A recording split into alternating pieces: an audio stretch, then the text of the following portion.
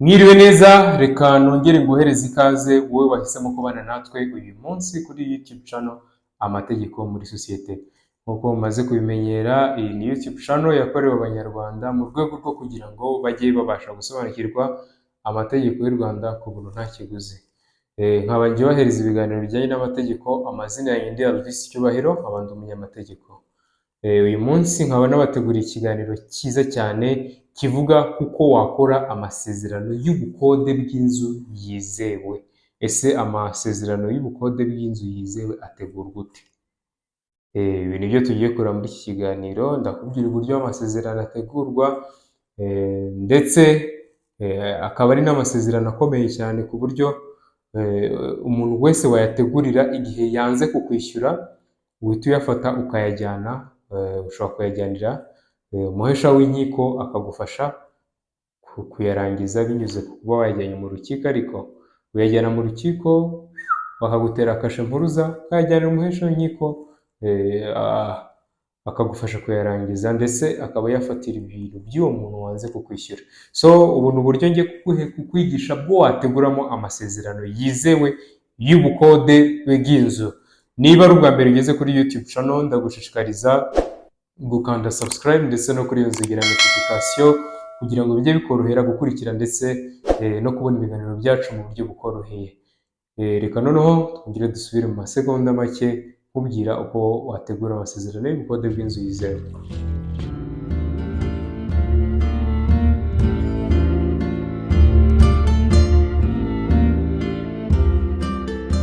Murakoze cyane. Reka turebe ese amasezerano y'ubukode bw'inzu ategurwa gute, ni gute bayategura ku buryo adashobora gutuma ugirana ibibazo bikomeye cyane n'umupangayi, ahubwo igihe wayakoze arangizwa akaba yakwishyura ku mbaraga cyangwa hagafatirwa ibintu bye kugira ngo ubonemo inyishyu. Reka duhere ku kintu cya mbere.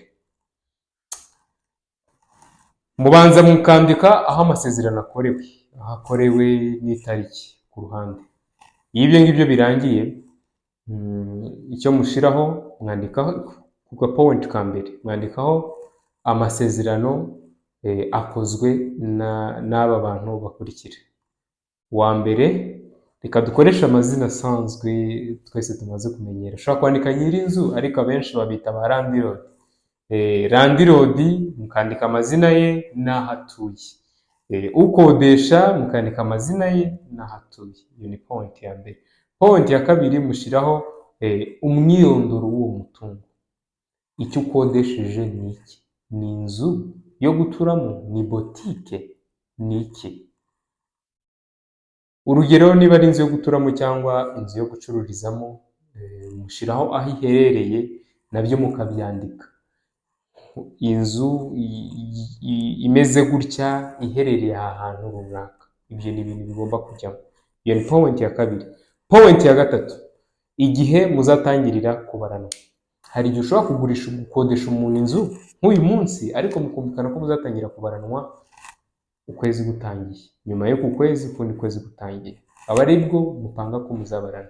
Icyo gihe mubyandikamo nabyo, mukandika ngo azatangira kwishyura tariki runaka. Niba ari tariki ya mbere z'ukwa cumi, azatangira kwishyura tariki ya mbere z'ukwa cumi, cyangwa niba ari tariki ya mbere z'ukwa cumi na kumwe, azatangira kwishyura tariki ya mbere z'ukwa cumi na kumwe. Mugashyiraho ko azajya yishyura buri kwezi mu minsi 30. Murabizi kwezi kugizwe n'iminsi 30, hari igihe ba 31 cyangwa 28. Azajya yishyura buri kwezi, yishyure niko cyo gihe cyo kwishyura byandikamo. Indi point ya kane, mushyiramo amafaranga yishyuye y'ubukode bw'inzu. Ukodesha yemeye kwishyura nyir'inzu amafaranga y'ukwezi, mukayandika mu magambo no mu mibare, ndetse mugashyiramo itariki ayishyuriyeho, ndetse mugashyiramo n'uburyo akoresheje yishyura ayo mafaranga. Ashobora gukoresha check, ashobora gukoresha bank transfer, cyangwa momo pay, cyangwa momo mu ntoki, cyangwa akayaguhereza mu ntoki. Ariko ku bwanjye nk'umunyamategeko na prefera ko bayaguhereza bakoresheje bank transfer, bakajya bakohereza kuri banki. Nibyo byiza, ko hari igihe ashobora kukubeshyira ngo yarakwishyuye kubera ko uhora yakira mu ntoki, akaba njye naramwishyuye ariko iyo akoresha bank transfer mubyandikamo, aya mafaranga azajya yampereza ayanyujije kuri banki, nabyo mukabishyiramo. Niba hari caution mugashyiramo amafaranga ya caution yishyuye uko angana, wenda mu gihe hagize ikibazo kivukamo, cyangwa se mu gihe hagize icyo yangiza, cyangwa avuye mu nzu atishyuye, ukaba wafatira ayo mafaranga, ndetse ukandika ko mu gihe abiguhaye bimeze nk'uko wabimuhaye mu minsi itarenze 14 nyuma y'igihe amasezerano arangiriye, cyangwa mu gihe aviriye muri iyo nzu ukaba wamusubiza amafaranga ye.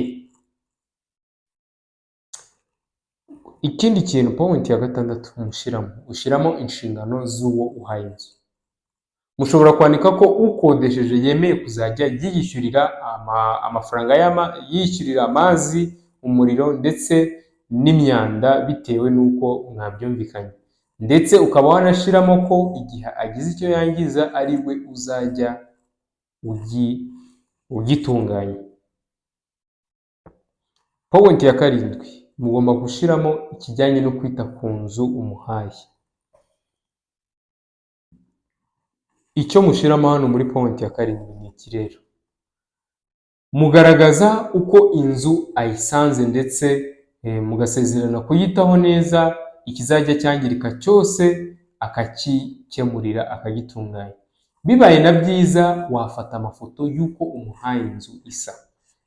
Amarangi, hari igihe usigira umuntu amarangi ugasanga inzu yayigize umwanda, niba ari irangi ry'umweru ugasanga inzu isa umukara.